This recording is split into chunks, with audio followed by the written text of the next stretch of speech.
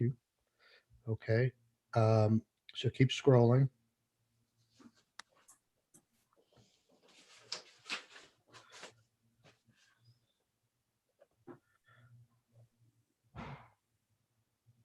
Okay, slow down here. Let's keep going to the next yellow. Okay, hold on. We did Okay, the privacy. We did that. Okay. Yeah. And let me get my notes and I can tell. We did this.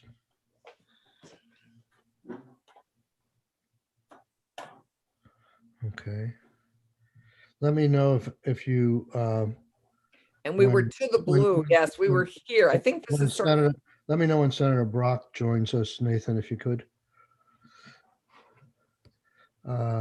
I think we were about to discuss the difference between the money, the 100,000 and the 300,000. Okay, then keep going. Is that correct? We had not discussed that yet. I remember we did this. Yep. So we need to talk about that. Okay. Yep. Okay. So we had done 200,000 each, and my understanding is that this was agreed by the people who were getting the money that this would be a more appropriate distribution of the money. Sean, do you want to explain that, and then we can ask Mike if he agrees? Certainly. Good morning, everyone. Sean Gilpin with the Department of Housing and Community Development. So overall, for the one-time startup costs, which was intended to take us to January of 2022, when the registry would start collecting fees or thereabouts, $400,000 ask originally was split evenly between Division of Fire Safety and our shop, Department of Housing and Community Development. We probably need, because of some of the other changes in the bill, the Division of Fire Safety is looking to hire a single inspector for that time period, and then hire on additional inspectors as needed as the revenues are available from the registry.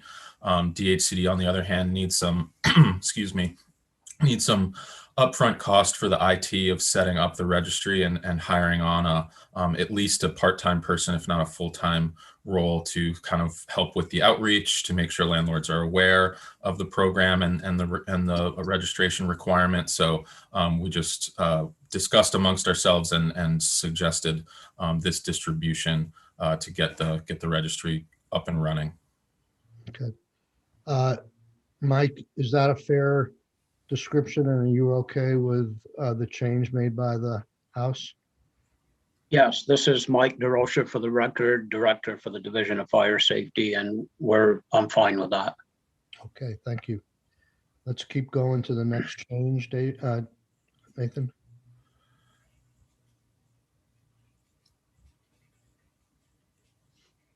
Hold on, you're going a little fast. Okay, now we're in the VHIP program. Sorry, but Mr. Chair, may I ask a question about this? About the money. Absolutely. Because there's been an question about whether it was in the budget, whether it made it in the budget or not. I'm satisfied from the exchange through Mary Hooper and Janet, and that we all were part of. I think we're fine. Is everybody clear that we're okay, or do we need to do further investigation about where that is? Because I was pretty satisfied that it was there.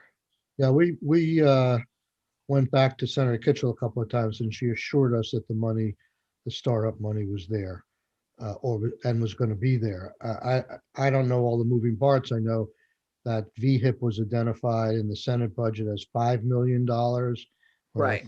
It was $3 million as it left our committee, so maybe they were adding it there. No, I don't know that we need to. Okay, I'll send everybody. But I will ask Sean if he has any understanding of what's going on in the budget and whether he feels comfortable at this point. And if he doesn't, I'm going to ask him to find out what's going on. I admittedly am not an expert in the budget or the budgeting process, so I don't know if Commissioner Hanford wants to speak to that. Is he with us? Yes, hello, good morning. Josh Hanford for the record. Um, I honestly am a little confused as well, but because the 5 million in the Senate is all ARPA funds, which is above and beyond what the governor submitted in one time, 3 million for the VHIP rental and 1 million ongoing base budget for the homeowner rehab piece. Yeah. It's The not. startup. Go ahead. The startup cost was always the piece that was not really sure where that was, but I've also heard from House Appropriation members that they have ensured that will be there, but there's just so many discussions going on about what money is going to be used for what housing, ARPA or general fund that I can't with any certainty say what is in and what's out at this point. Okay. So let's move on, but could you go back to I want to see how that's written. Okay. 'Cause generally the appropriation on our side strips all the money, and the House may have, when it left here, we did have, actually, that's another confusing part. When it left our committee, it did have money for this one time that was specified, and I think it was stripped out by appropriations, but now it's. I don't think so. I'm going to forward you all the emails from Stephanie and Jane and Mary Hooper. But my understanding is we're okay. And it's all has to do with an interplay of general fund and special funds. So it's Stephanie Barrett says they were carried as special funds in the tracking sheet. I will correct the tracking sheet. These general fund appropriations are in FY22 and they will be covered in the accounting of the general fund. Okay. Okay. So we can go forward with this, but just could you go back to where I don't know if it's back or forward, where the $100,000 appears in yellow, 300,000. I'm assuming when the bill comes back, we'll have to make a recommendation, if any, for further amendment. But this may be one amendment that we need to make or get a word out to the House that they may need to strip the money from the bill and do it the way we're doing in all the 159 things, where it references the budget and says of the 300,000 appropriated in section G, it's 300,000 shall go to this, which is slightly different than appropriating it in this bill, because that's what Jane keeps saying she doesn't want to do. So we'll just have to put a flag on that when the bill comes back to us. Okay, let's go back. We beat that one quick, bad enough. Senator Brock, are you with us yet?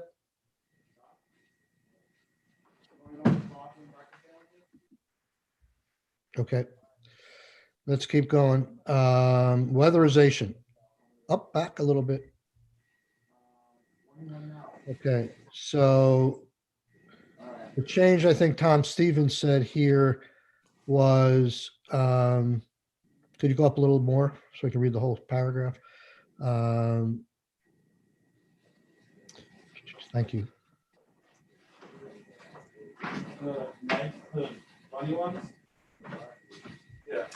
So the change here, Sean, by the House is they didn't want to mandate weatherization in all cases, and that was they did in this language, makes it permissive. Is that your understanding? I believe there was another portion, and it might actually be forthcoming, where they changed a shall to a may with weatherization. I think this including weatherization was added in here just to make it clear that that is an eligible use. Okay, let's keep going. Thank you for that.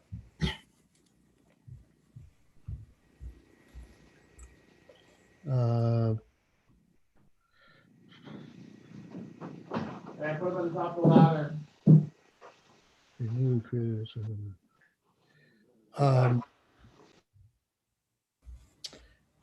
so I just want to talk about this for a second. At one point, when we talked about this initially, I was concerned about having accessory dwellings in here. But I've since gone to the other side, thinking that I'm a big fan of ADUs, and thinking that these can be, in some cases, created even more inexpensively, or rehabilitated or refurbished even less expensively. Now, is this well, describe the change. Is this now limiting it to newly created as opposed to rehabilitating and And expanding maybe Sure, I can speak to this. So there's actually two changes here from what your committee sent over. The first is that originally there was a 1, 2, and 3, and the 2 was vacant units. After a lot of discussion in the House, at first they changed it to vacant due to code noncompliance. David advised that it was particularly redundant, since as the committee will recall, this whole proposal, this whole program VHIP was originally targeted solely at vacant units. Because of the addition of the registry requirements and the professionalization of inspections, we felt it was important to expand that to non-code compliance to avoid displacing people who might be, found to be living in units that lacked code compliance. So having non-code compliant and vacant due to code issues was sort of confusing from a legal standpoint. And then the other change here is adding new to accessory dwelling to make it clear that the intention of this is the creation of an accessory dwelling unit. Now, an existing accessory dwelling unit that had a code noncompliance would fall into number 1, just like any other rental unit. So we've maintained the ability to rehabilitate a dilapidated accessory dwelling unit, and have added the option of using this program to create an accessory dwelling unit, which would, as with any unit that uses this program, would fall under the stipulations as to serving the homeless and/or an extended period of affordability. do you read number 1 as mandating that there be some official notice or finding of noncompliance? Or you could walk into a building like the ones we saw in Rutland that are vacant and a mess, but maybe has been no official action declaring them non-compliant. I hate to see you having to go through an extra step there to certify. Right. I don't think it is a requirement. That's not how we ran the rehousing recovery program, the so-called CARES VHIP last year. The homeownership centers that we work with to do this are well versed in what counts as code. So they would do a primary inspection and get a work order proposal, and so that would be standard operating procedure that wouldn't require somebody from Mike's shop necessarily having an official notice. Okay. And on the new accessory dwelling, do you see that in any way as being restrictive, like Senator Clarkson said, expanding an accessory dwelling unit might be a good use of this money as well? Expanding in the describe how you envision expanding an accessory dwelling unit. Well, we remember Maybe into a 2-bedroom or something. we expanded the size of it a bill ago. We expanded the size of ADUs to 900 square, right? Am I correct? Right? So it could be an existing one that was 600 square feet or something and now somebody sees the law and wants to expand it. We did that last year. Well, just think about that. I mean, I'm in the mindset of actually encouraging some of this money to be for accessory dwelling units, and I'm even thinking that we should set some sort of threshold of a percentage of the money to be used for accessory dwelling units. I'd like to get some feedback of how that's working. And I know we had long discussions about this before. You said very few people have used this money for accessory dwelling units. I know you want to leave it to the regional folks to know their neighborhood, but Yeah, I wouldn't. I think accessory, getting some of them out to be assured that we get some of them built and we get some report back on how expensive they were and how they worked. It's important to me anyhow, but we'll come back to this next week while the House is still dealing with it to further define this. We're not going to make any decisions right now. Yeah. I mean, this helps, I think, Michael. I think having this number 2 helps shine a light on the fact that you could do that. So I'm not sure we need more, but I've got. I would tend to agree with Senator Clarkson. It does make it far more explicit than past programs.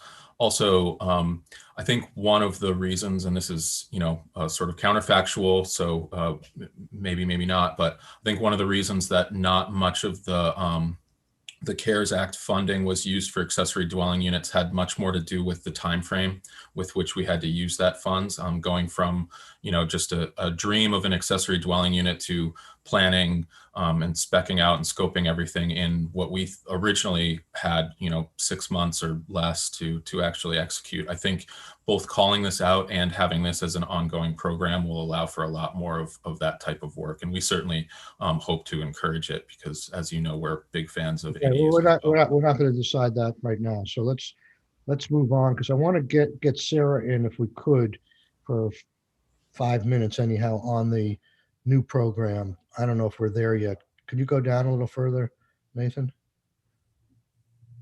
Okay, that's good. Keep going. Okay. I'm hoping there's no more changes before we get to the new program. Is this a new program? Do we just pass it? Could you go back up a little bit? We started a new section. Yep, this is the new thing. I'm going to jump to Sarah to give her 5 minutes. She can come back too. But do you have some thoughts on the new section 12, Sarah? I think it's great. I think it's something that we've needed for a long time.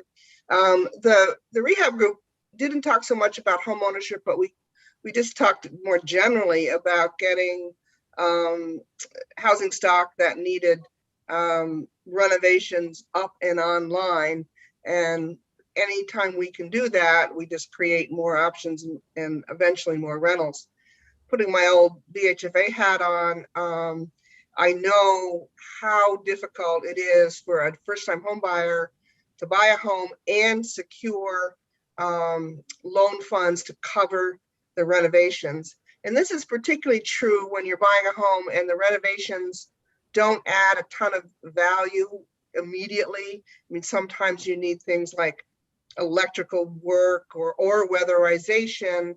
So you're maxed out to your loan value, you've been approved, you go through the inspection process, and somebody calls to your attention that you need to do something, and that doesn't instantly give you $25,000 or $30,000 in value.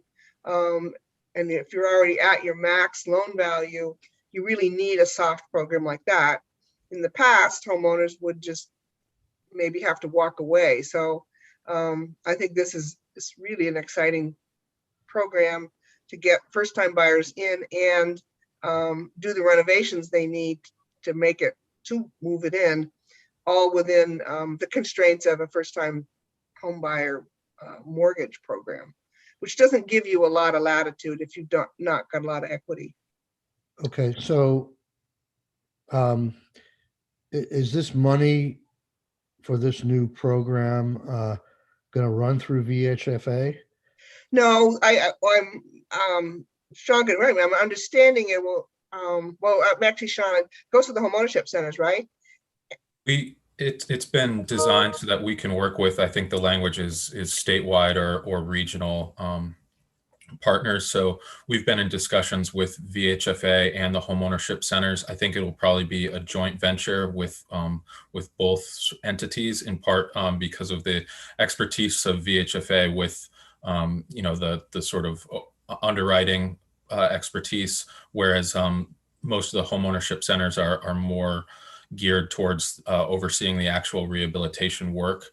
There are some exceptions. There was at least one homeownership center that is CDFI, a community development financial institution. So they do their own underwriting as well. So I think it would vary a little bit by region, but VHFA will definitely be an important partner.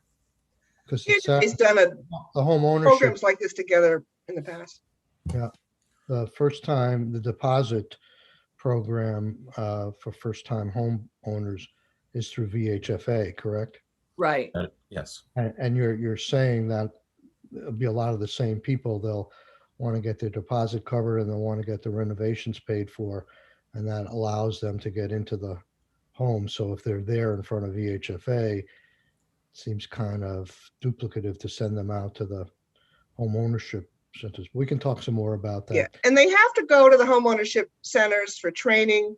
To get the down payment assistance, you have to go to the homeownership center anyway for pre-purchase education.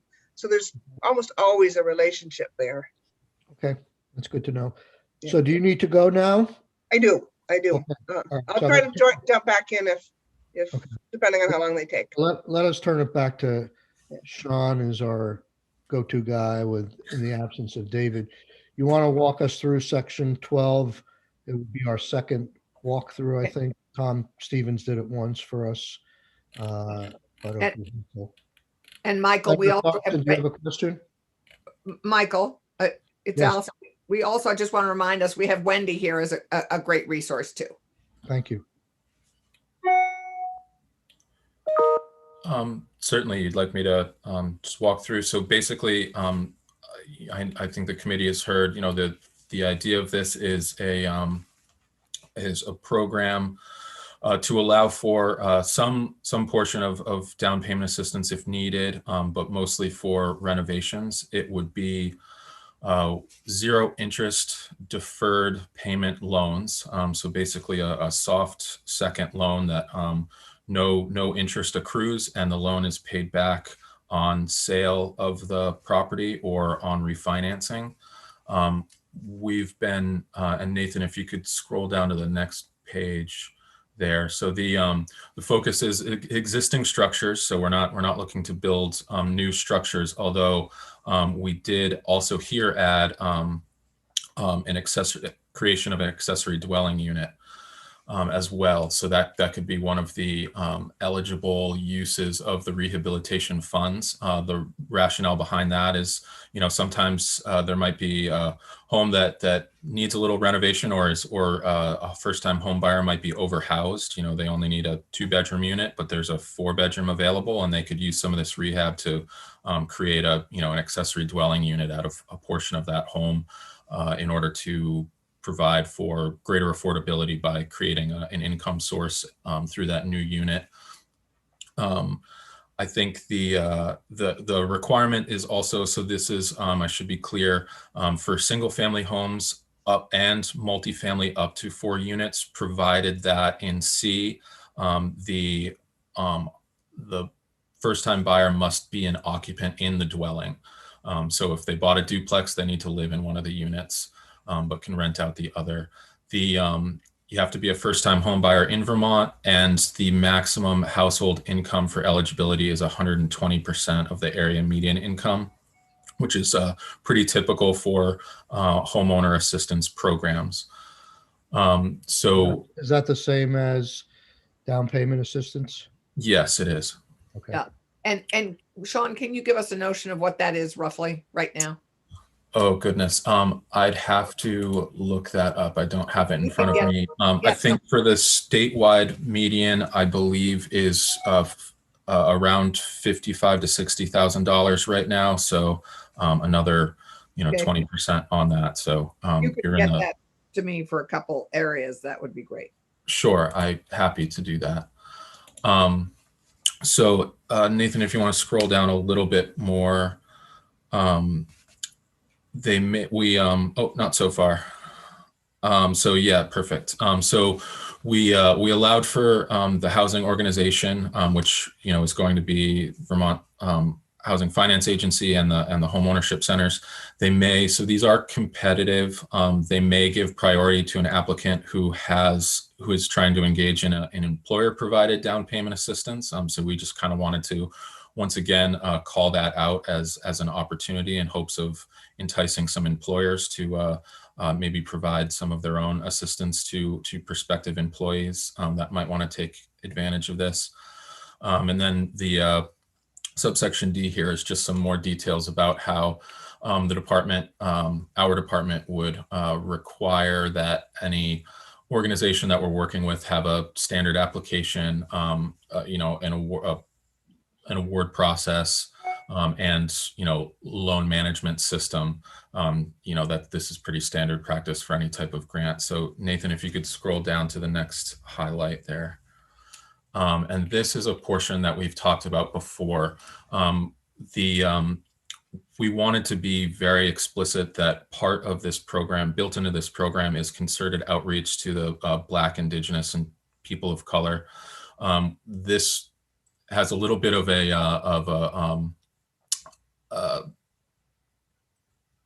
this particular subsection has a little bit of a purpose element to it.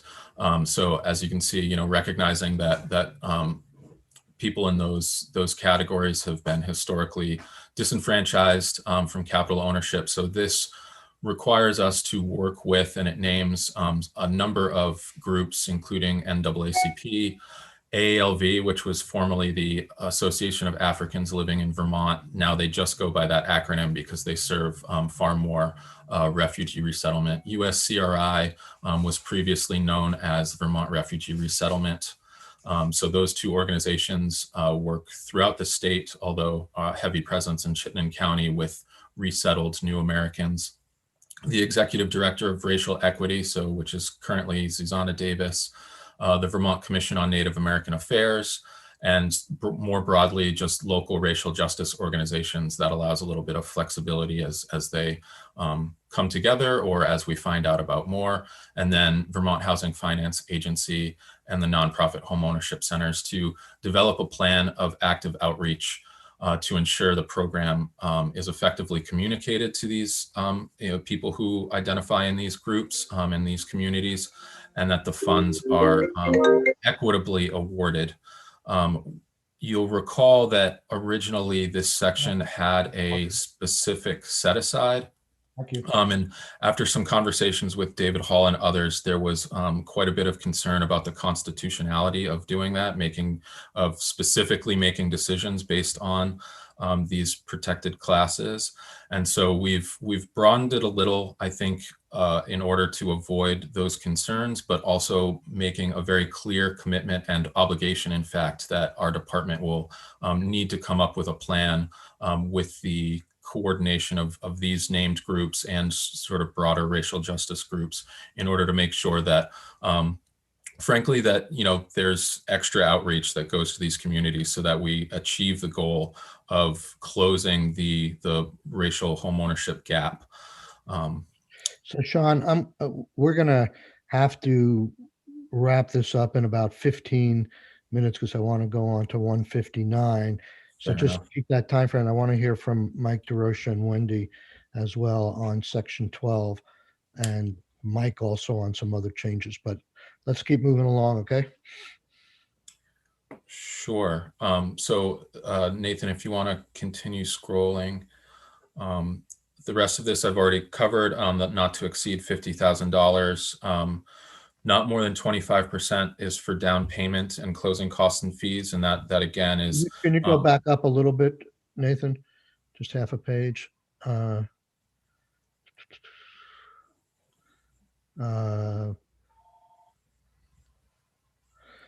was looking as I was reading where in this section it's required that this money shall be for rehab. and the nature of that rehab. And I think in subsection 2 here on page 33 is the first time I see the word thus far about a rehabilitation program. I think it's been implied. Is there anywhere in here that it says that the loan has to be for rehabbing a first-time homeowner's home? I believe there is, although I'm trying to look. That's the intent, right? That is the intent, yes. Not to help somebody finance their home. It's to help people who otherwise couldn't afford the home, and the home is in a condition that it's very much in need of rehabilitation to make it livable, correct? That is correct. So I'm not sure. It's in section 11 in the purpose. It's called out in sub B on page 30, line 6. Okay. Intended to assist Vermonters who otherwise may be unable to purchase a home or who may be unable to afford the cost to rehabilitate, weatherize, or otherwise make necessary improvements to a home they purchase. It doesn't quite say that. It says unable to afford to buy a home. I don't see any requirement in here yet that the money has to be used for rehabilitation. Well, I mean, in that purpose is maybe. We can work on it. We can talk about it. I just Okay. want to flag it. Okay. We'll get there. Okay. Okay, let's keep going. Revolving loan fund. I think we're down. Oh no. Okay. So we have, may include weatherization. Home with the minimum 25% of a loan down payment for down payment and closing cost fees. So just explain to me why we want to allow some of this money to be used for down payment and closing cost fees when we have the deposit program already in place. Because there may be folks who might, only need a small amount of down payment and don't need the existing VHFA program. It's really an option. I mean, this is sort of stating in the negative what you'd mentioned, that at least 75% of these funds have to go to rehabilitation. That's the intent of the program. Okay, so this is sort of a policy decision, at least in my mind. And I'm just looking at this for the first or second time, so my thoughts aren't well formulated. But the whole concept of this bill has to do with dilapidated or distressed property, and you're trying to expand it beyond rentals to homeowners. And now it sounds to me like we're getting into helping people finance their homes. Not all this money is going to rehabilitation. And but I need to think that through. As long as most of it's going, then we're getting our housing stock in the process to a new group of people, getting the housing stock rehabilitated. I would be not happy if this could be used in any way, shape, or form just as a subsidy to help people buy homes. We have a lot of programs for that already. We're trying to get at the dilapidated homes. Right. Michael, on page 30, line 8 is where the rehabilitate language is in the requirement, but it's Okay. it's just one of several options. You're right. The key piece of it requiring to be rehabilitated or renovated in some capacity. It's not a shall, it's a may. So it's one of many things. Okay. Let's keep going. G. Yeah. Okay. We don't have to do the lien stuff. That's similar to what was in VHIP, right? It's identical. Yes. Okay. Yeah, it's we beat exactly the same. we beat that one pretty bad. Okay. Duties contingent on funding. Okay. So let me ask you a question, just back to the funding thing, Sean. as the governor proposed it, it was 1 million for this and 3 million for VHIP. 3 million for VHIP was envisioned as base funding. 1 million was one-time funding here. Is that correct? The other way around. It was 1 million in base funding for the home ownership component, 3 million in one time for VHIP.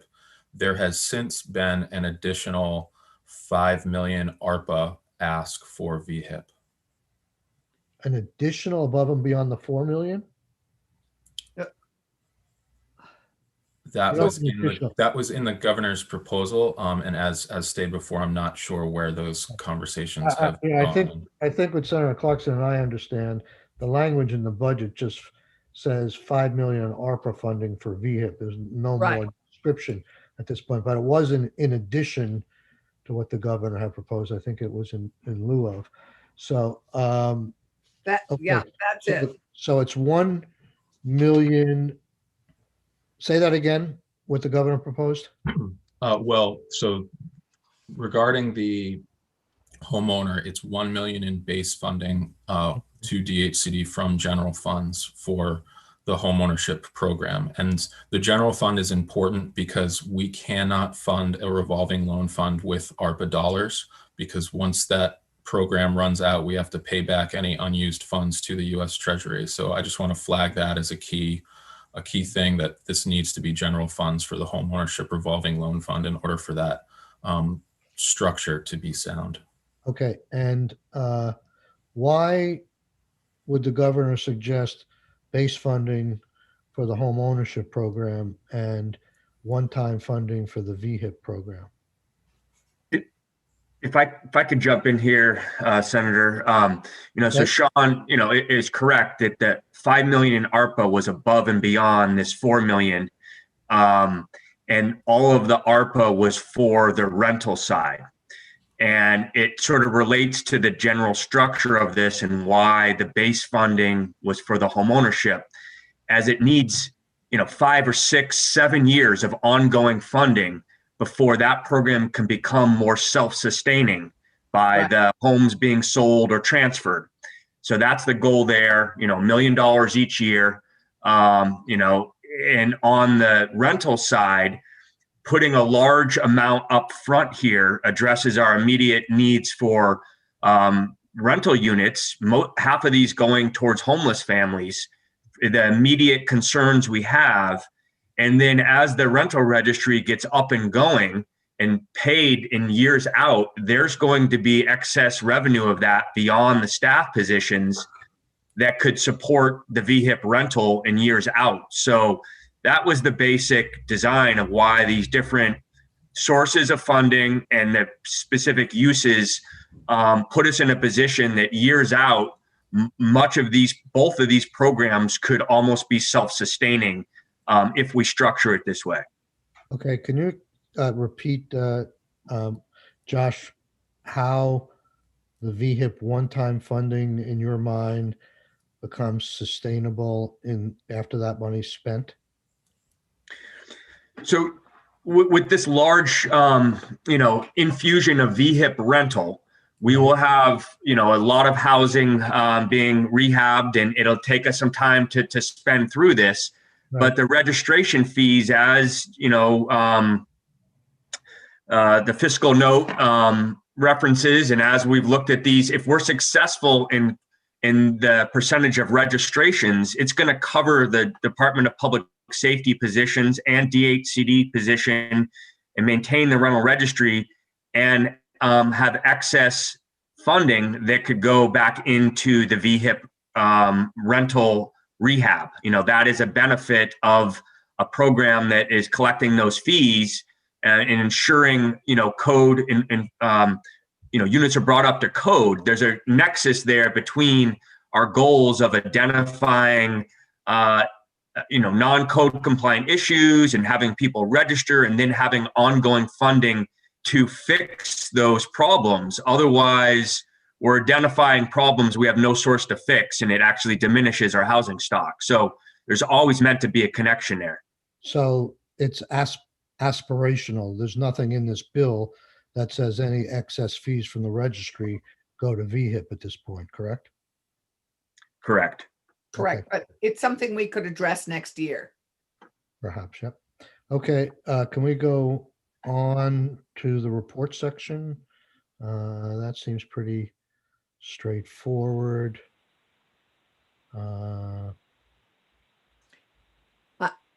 Yeah. Okay, Sorry. yeah, I'm really surprised to hear what you're saying. Because the only reference I saw in the budget was the $5 million, and you're Yeah. saying that that's for the homeownership loan program for 5 years at $1 million a year, essentially. No, that's not what I'm saying, Senator. The governor proposed, before ARPA even existed, 1 million in a base budget ongoing for the homeownership piece Got it. and 3 million in one time for the rental piece of VHIP. Okay. And then in addition to that, when ARPA became available and we used VHIP as a very successful model to rehouse homeless individuals, the governor added 15 million of ARPA, 5 million each year for the next 3 years towards the rental rehab part of VHIP. Now, what ends up in the budget and what different pieces are there, I don't know, but the homeownership piece cannot be funded with ARPA. But that is in the base budget right now, as I understand it. It's in there on both in both versions. Okay. So, but your understanding is in S79 and in the governor's proposed budget, there was $3 million for VHIP, and when ARPA came along, the governor suggested $5 million for each year for the next 3 years, in addition to add to VHIP. So in FY22, the governor's wish would be that there would be $8 million in VHIP. Correct. 8 million for the rental VHIP, 1 million to launch the homeownership component. Can you spend $8 million in 1 year? Well, ARPA has 3 years to spend the funds. Right, but then you have another 5 and 5 coming beyond that. We spent close to 8 million in less than a year with CRF. So I think the units exist, and we have the need to rehouse many, desperate families. And this is a efficient model to do that.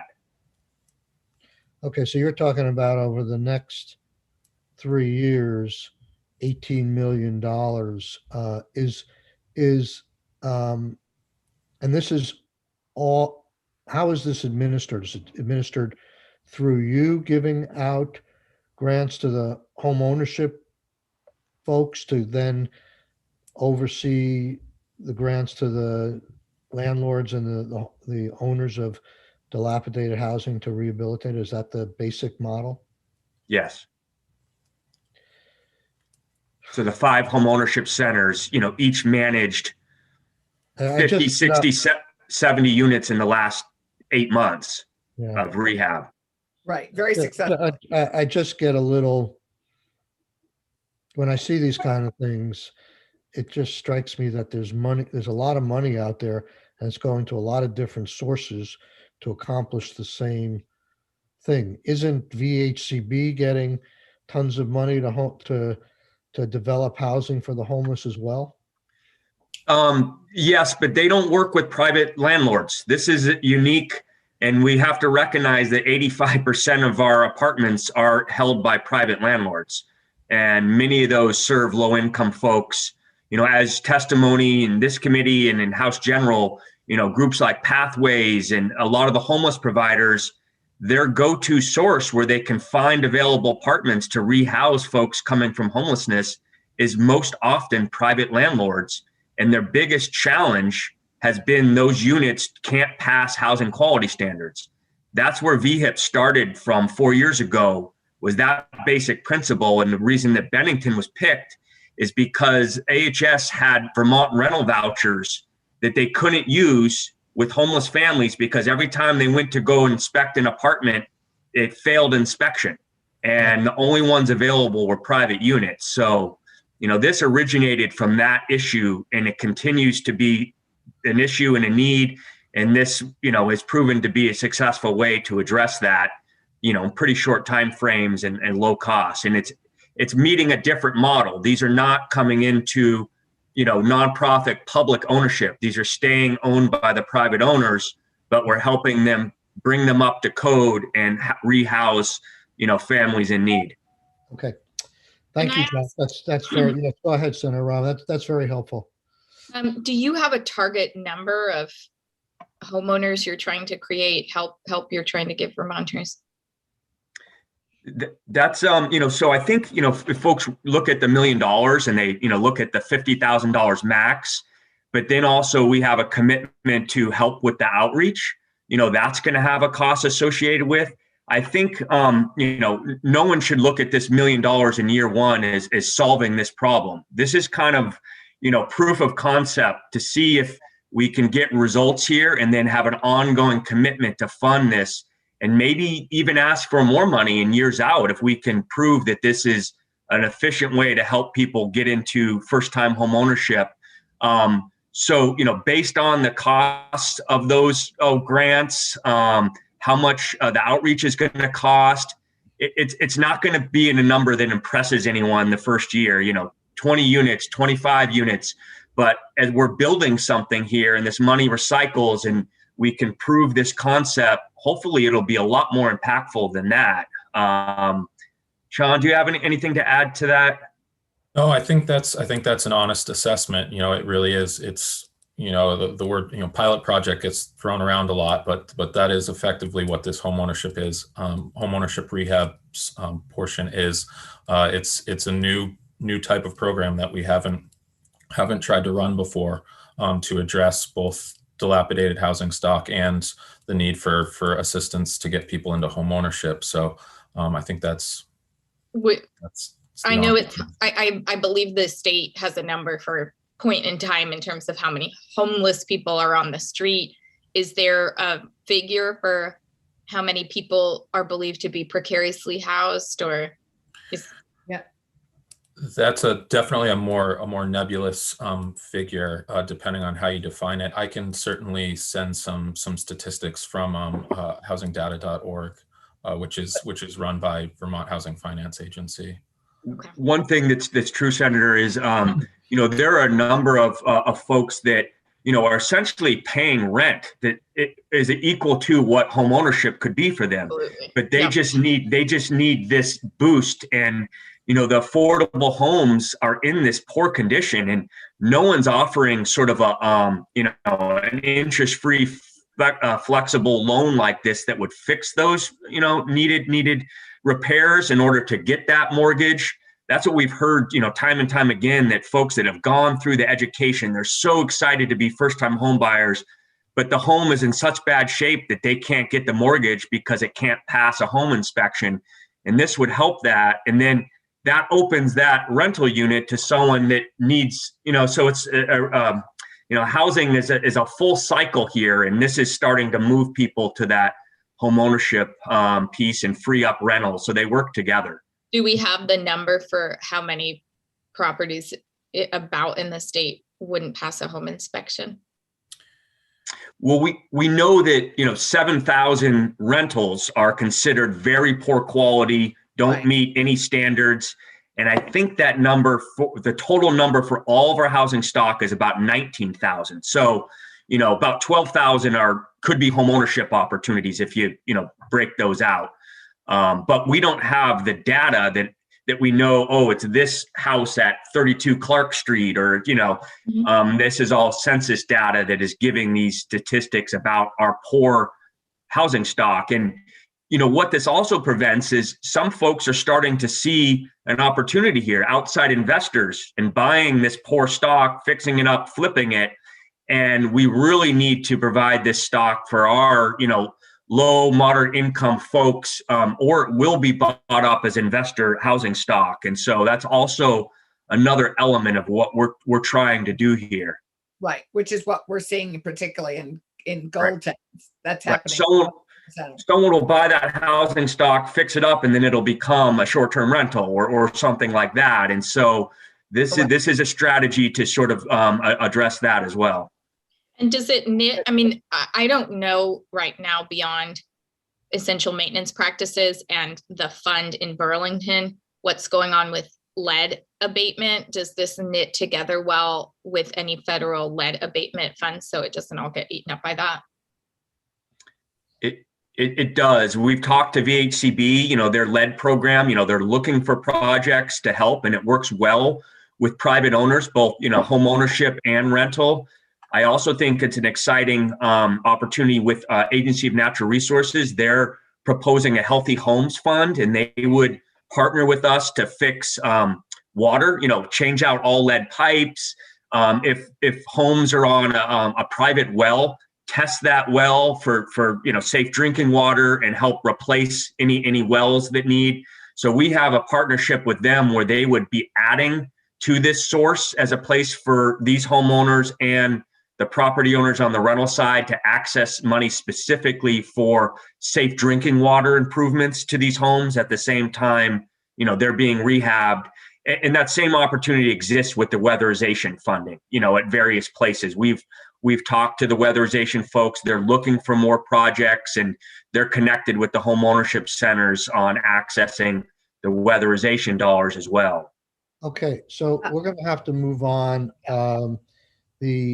What we're going to do now, we need to talk about the eviction moratorium, but we're not going to do that today. We're going to take a few minutes to hear from Mike DeRocha on what we've talked about to see if he has.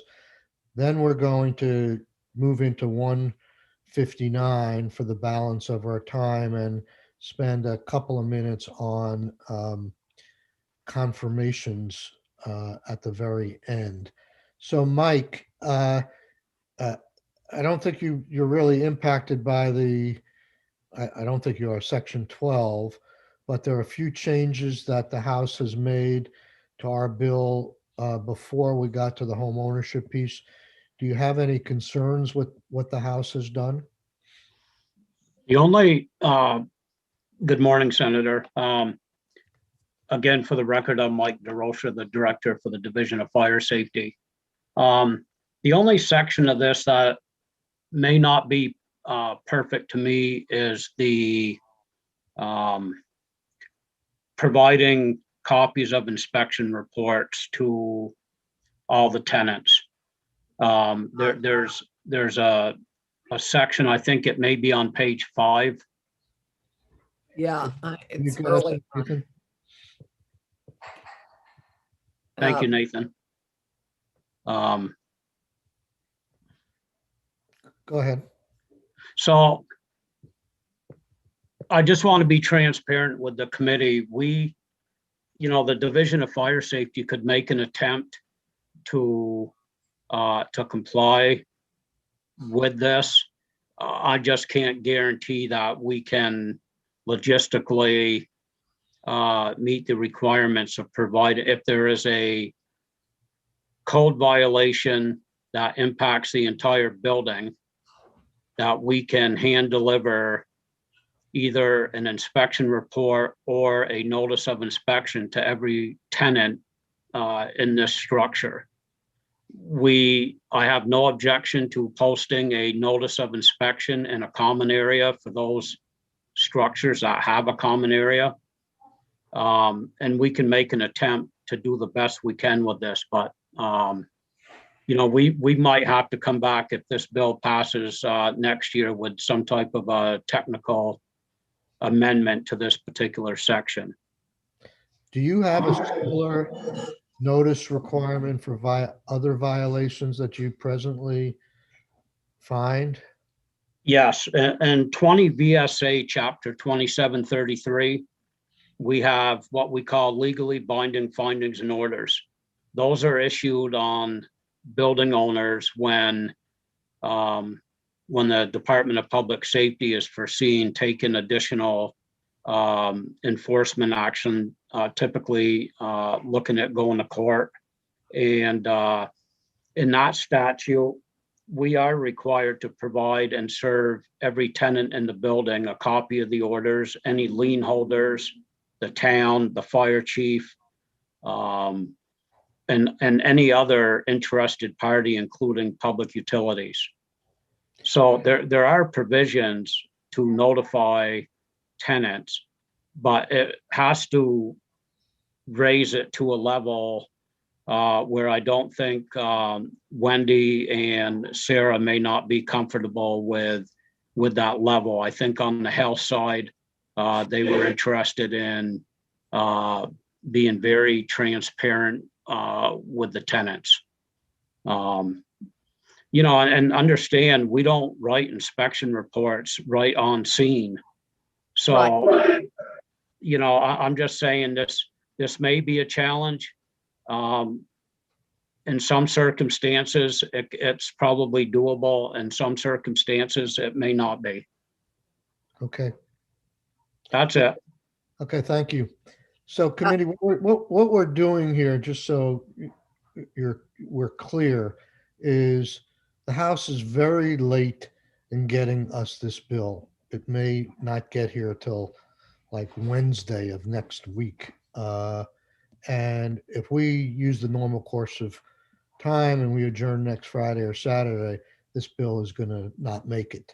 So we need to decide whether we feel comfortable, whether we concur, or on Monday or whenever we can do this, any changes we would like to see, we would try and communicate that to the House and see if they could do a floor amendment or whatever there. So when the bill comes to us, it has our fingerprints on it as well. There's not a lot of issues here, so it's within the realm of possibility of concurring. But for instance, on the issue, one of the things that jumps out at me is the issue of making sure that this money has to be used for rehabilitation. If that requires changing a may to a shall, I think the House could accommodate that and without much fanfare, and then the bill would be, we could have our amendments done that way. So that's where we are at this point. We're going to move off of this bill. Mr. Chair, Yep. I have a question for Mike DeRocher, if I could. Please, I'm sorry, please. This is regarding fire inspections generally of rental property. I supported the bill when it went through because of concerns that I've seen regarding inspections in towns that don't have their own inspection routine and of situations that are dangerous, that represent fire hazards, that represent safety hazards, and so on. Then someone else in the body suggested to me that, well, inspections are already happening when there are problems discovered, and that all one has to do is notify the state fire marshal and they will inspect. And so that is my question to you. My understanding was that we needed this in order to get fire inspections done. Could you tell me what you do now with respect to fire inspection, particularly upon request? Right. Good question, Senator. Currently, we do roughly 70 to 75 complaint inspections a year. If you surveyed all the 242 health officers in the state, there's many, many more inspections that are conducted in response to complaints, but we're never involved with those types of inspections. In fact, we never even hear of them. So there are a number of complaint inspections that are handled either locally or through the local town health officer. This program here, the way it was designed, was to be complaint driven. Through the health department, they conducted a survey of the health officers, came out with roughly how many inspections, complaint inspections would be filed with us each year. And therefore, the whole budget and the number of positions were based off those results through the health department. So, for example, we only do about 60% of the rental housing code enforcement items currently under our jurisdiction. The other 30% to 40% are under the health officers. This bill here would provide us with authority over all the additional health issues that currently we don't enforce. And Well, if today you had a situation in which, and this was the concern that I had, a town health officer was responsible for doing things, but didn't do them. Are you still currently the backstop so that if that doesn't happen, can the tenant or some other party come to your organization and say, there's a fire hazard here that needs to be looked at, and would you look at it? Yeah, eventually, but it could be weeks before we would get out there to do the inspection. It certainly wouldn't be anything timely. And then when you consider this bill here, I would just ask the committee to recognize with the money coming into all the housing and stuff, our other job responsibilities that we have are going to be significantly impacted as well. We have money being put into the schools. We have money being put into weatherization. A lot of these projects require permits through our division. So this rental housing program would be simply a complaint-driven program, and we would be replacing the roughly 200 local health officers with eventually 5 full-time positions. That's how the program is set up right now. Yeah. And have there been fire losses, to the best of your knowledge, because of lack of inspection or inadequate inspection by town health officers? I don't have that data available. I can tell you that rental properties and residential occupancies are high risk. And so we have a high interest in prioritizing residential occupancies for inspection. But I don't have that data. Like I said, we don't, some health officers in our larger communities, we have pretty good relationships with. In the rural sectors, we have no relationship with the health officers, if they even have one. I don't know if I'm answering your question. Thank you. Yeah. Okay. So thank you, Mike. We're going to move on. I'm sorry, Wendy. We'll probably come back when we next meet to talk about the eviction moratorium, and then we'll be in a position to move forward with the House in some fashion. I'm trying to, I think did I send folks the information I received about the House's response to our suggested changes in H-159? You mean Charlie Kimball's memo? Yes. You sent it to me. I'm not sure you sent it to everybody. Okay, well, let me do that. Does anybody else remember? It was late last night. I can't remember. I just got it last night. You sent it to me last night, and it is I'm going to resend it right now. yeah, it's 5 pages long. Right. And I would like to, it's called House Comments on H-159. And I'm forwarding it to the committee right now. And if you could print that out, we could. Well, Nathan can post it to our website, which would mean everybody could see. Yeah, I guess we should post it if we're talking about it. Okay. So you're completely done with S79 for today, right? So correct. Well, thank you very much, and we'll look forward to seeing you next week. Thank you, Wendy. Thank you. Thank you, Mike. Have a good day. You too. Okay, we have about 15 minutes to walk through this. It's not that long of a document, but just so we get our bearings. Senator Brock, before you came on, I'm trying to schedule a few hours for Monday, which we desperately need. There's a lot of pressure to get 159 finished, and there's still a lot of moving parts. I had suggested 9 to 12, but we were away, and everybody else was available. We're waiting to see if you were available. Is finance meeting in the afternoon? That's yet to be determined. Okay, so you're wanting to do meeting at all the last I knew, but I'll try That and was get for yesterday. We weren't meeting. Right. So, but I'll try and talk to Ann to tell her that 2 of her members will be meeting in the morning. All right, I can do 9 to 12 on Monday.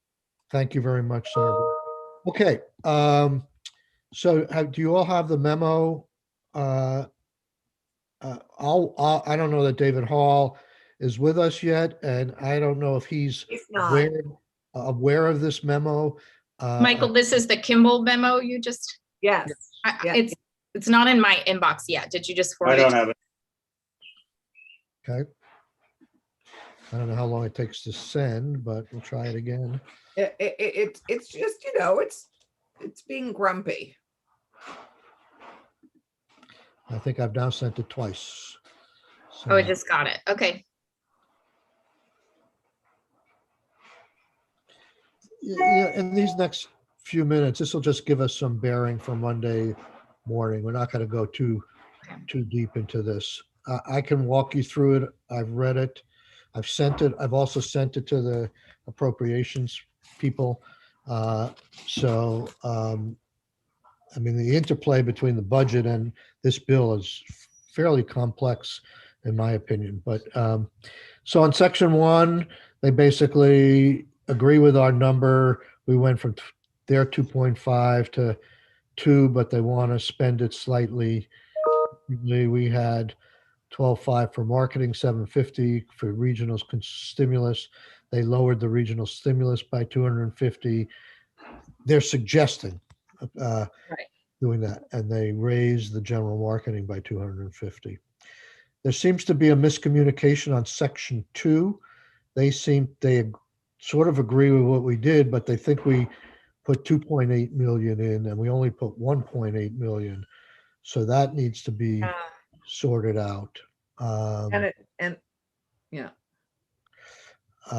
In section 3 and 4, they talked to me when I was dealing with them on UI. I was surprised they made a comment about continuing education and adding that to any kind of global kind of compromise or agreement we could make. I just found it a little odd in the context of $550 million we were talking about, that they were talking about a $75,000 thing. But they have, in this section. Sorry, Michael, I've just completely lost you. What are you talking about? Oh, down here under section 3 and 4, you jumped. Sorry, I thought you were still on section. I'm moving very fast.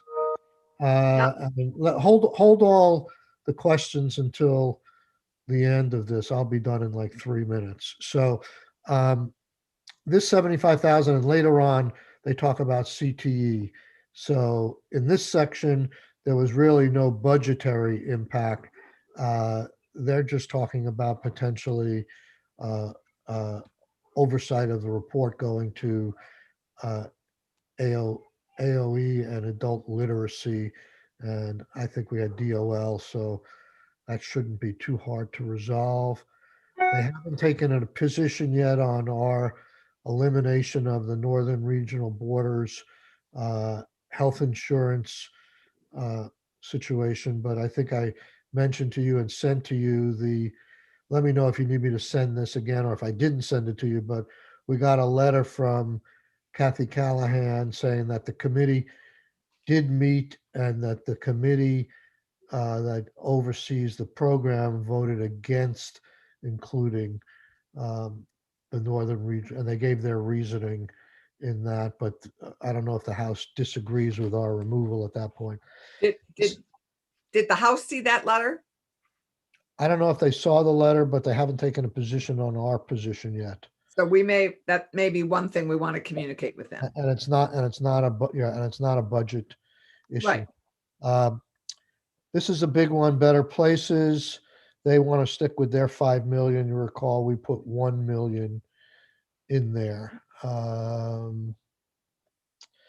In section 8 and 9, there was no disagreement. Section 10 was really, we didn't change anything, I think, in their thing. This was mostly suggested by our Senate Appropriations Committee. We didn't really get into that. On the micro businesses, they want to go back to their $2 million. You recall, we lowered it to 1.5 based upon they had already received 500,000 in H315. So we lowered it to 1.5 there. Want to go back to the $2 million. They agree with our increase in the $50,000 and allowing for 2 grantees or contractors on BIPAC.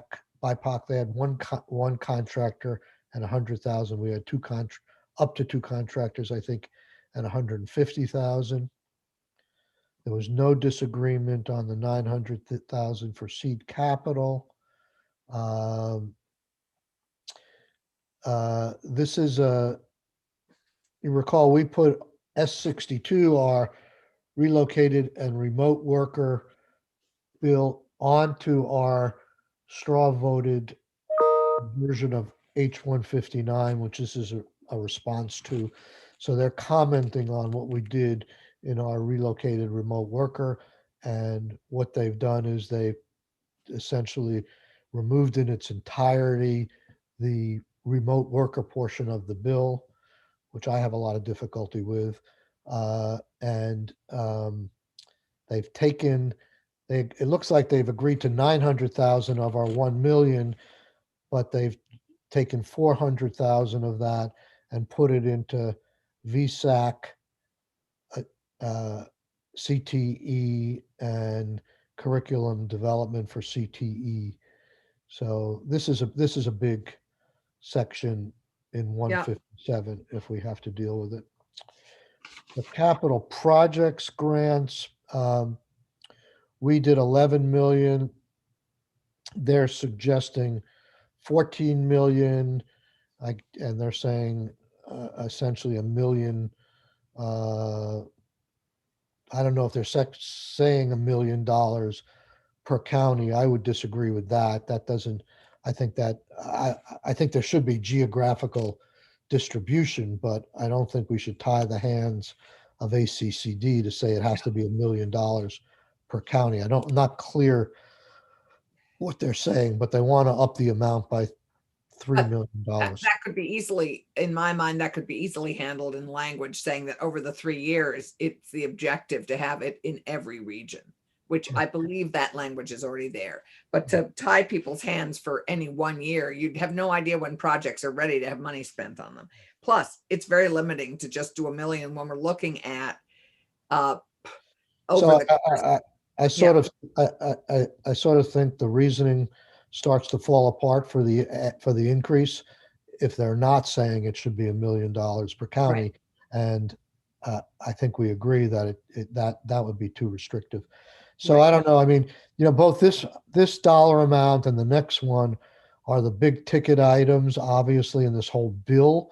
I think they also provide, if we need to throw $300,000 or $400,000 to remote workers, and we can't find the money elsewhere, I think these things would not necessarily miss it.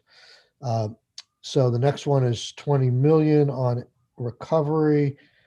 I'm not sure what they're saying here. I couldn't understand. It almost sounds like they're not supportive of it. But right. I don't get this. I don't get this response. I agree with what they're saying, but I don't agree to not put more money into the program. I agree that this program is built on very weak back of the napkin projections of what the need is. So that's what they're saying, and I don't know whether they're saying don't fund it at all. The $2 million we put in for apprenticeship, they're saying they don't think it could be fully spent. I would think that would be a shame, quite frankly. But we'll have to hear more information from them. I thought, didn't we hear some rumor that, even though the governor didn't propose it, that the need was really great? Correct. It was originally presented as one of the key needs from DOL. Right. And the governor just chose not to include it. Okay. I know I supported, I don't know that other people supported what the appropriation committee did with youth employment. We didn't really talk about that. That was a priority of Senate appropriations. So this moves on to the budget bill. So I don't even really think we need to talk about any of this because it's not, other than there is one section in the budget here that was very important. Well, if you look at G302, I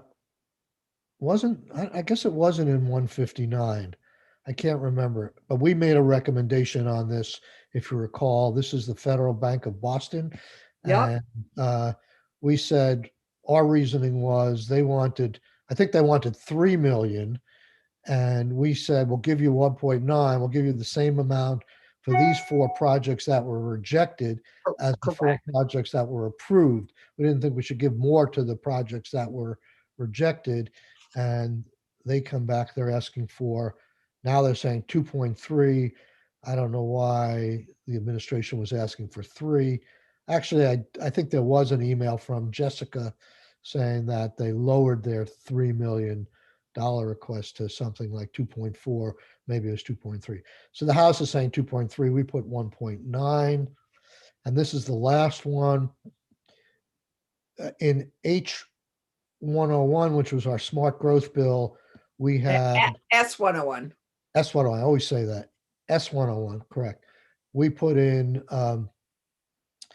600,000 and the budgets put 650,000 to the RPCs for bylaw modernization money to be redistributed to help the towns modernize their bylaws, and another 100,000 to help developers permit ADUs and small infill projects.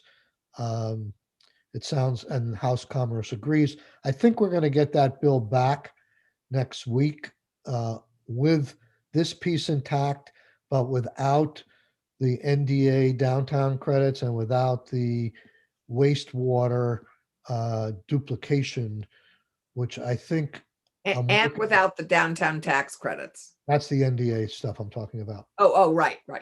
So I think there is a way to keep those in play. I'm trying to figure that out. I gotta get some quiet time to think that through. But so that's where we are. That brings us to 9:53. I hope I didn't rush everybody through, but you could be thinking about this a little bit more. I'd like to move on to confirmations. John Bloomer's asking us if Yes. we're ready for any. I know I'm ready to go. Keisha and Allison. Allison, very, very, very briefly, tell us, and we'll take a quick vote on your confirmation. Great. My confirmation is a chap named Mark Nicholson, who is the owner of NICOM Coatings, which is a waterproofing coating done with buildings and roads. He has served for 5 or 6 years on VEPSI, on the Vermont Economic Progress Council. He enjoys the work a great deal. He serves currently on the Danville Planning Commission, has served in Barry Design Review. He worked with Phil Scott, now governor, on the Associated General Contractors Board together. He loves serving on VEPSI. He loves working on something very positive with business, expanding it or bringing businesses to Vermont. And he says the big challenge for everybody is now is hiring, and he is excited about VEPSI and wants to continue. So I would support his confirmation. Okay, could I see a show of hands of the committee as to whether we want to recommend this chap? Thank you. Okay. Mark Nicholson, chap in Danville for VEPSI. Okay, great. Senator Rahm. I'll be very quick. I think most people know Clarence Davis, graduate of Norwich University, has worked in public, private, and higher ed sectors, well respected, has spent a lot of time in the State House, and would be happy to continue serving on the Racial Equity Task Force. Thank you. Or council, sorry. Right. There's multiple. Show of hands for Clarence. Support of Clarence. Thank you. Senator Brock, are you ready or not? You're We muted. can't hear you, Randy. I have not spoken to Rachel as yet. I have a call into her and she's not gotten back to me. I expect she will. I know her. She's been on the BEPC board for a number of years. I know that she enjoys it, feels it's important, and I think should be a definite plus to continue for reappointment. As far as I know, she's not indicated any hesitancy about doing so. I just need to close the loop with her with a brief conversation, but otherwise I think she'd be fine to continue and I'd recommend her. Okay, would you feel comfortable voting now? I mean, I know it's probably my decision, but I would be, yes. given that you know her personally, I mean, I think we could always backtrack if she tells you that she doesn't want to be on the board. But other than that, I think we probably have enough information right now. Yeah. So I'm willing to move to a vote unless other people feel uncomfortable with that. Fine. Okay. What's those- Rachel's last name? Smith, Okay. All those in not an favor, of alien. Rachel Smith for the VEPC board. Okay. So Becca has one outstanding and we'll get that one as soon as possible. Nathan, would you be kind enough to please send John Bloomer an email right away saying that SED has voted to confirm the 3 candidates we just talked, Recommend confirmation by. and the that we recommend confirmation. Thank you very much. Because then hopefully it'll get And can you remind me, we're not likely to be expected to make a speech on No, the this floor is about this. Okay. only for secretaries and commissioners. Okay. Okay, thank you all very much. We'll see you on the floor, and keep your eyes open for an email and a schedule from Nathan. We'll meet at 9 o'clock, subject to my talking with Senator Cummings, probably 9 to 12. And we'll take breaks